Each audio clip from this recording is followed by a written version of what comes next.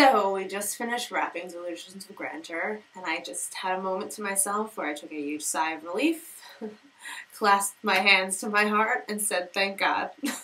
I really am happy, and it's been a really good time recording with both Rob and Jay. It's definitely been a learning experience, as always.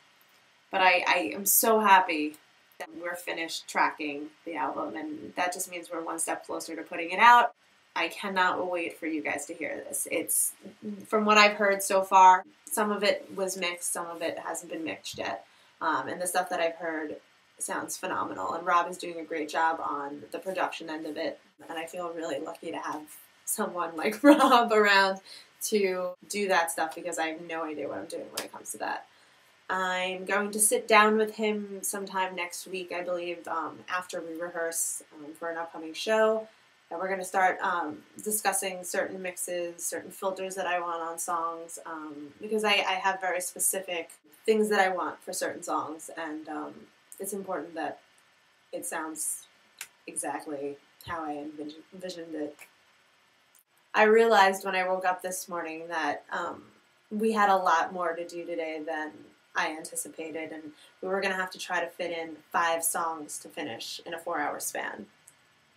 Which I was confident that we would finish it because we've always done really well on time, so that wasn't an issue. It was just, it seemed quite overwhelming this morning. But we finished it, and everything sounds great, and now we move on to the mixing phase, and I couldn't be happier to not have to, do any more vocals or anything, It's just, it's always very nerve-wracking when it's your turn to go up against the mic.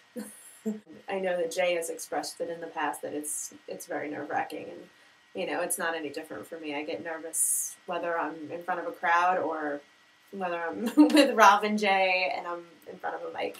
We have a show in March, on March 4th at Otto's Shrunken Head at 9 p.m. It's a Thursday night. If you're in New York City, come down. It's 21 and over.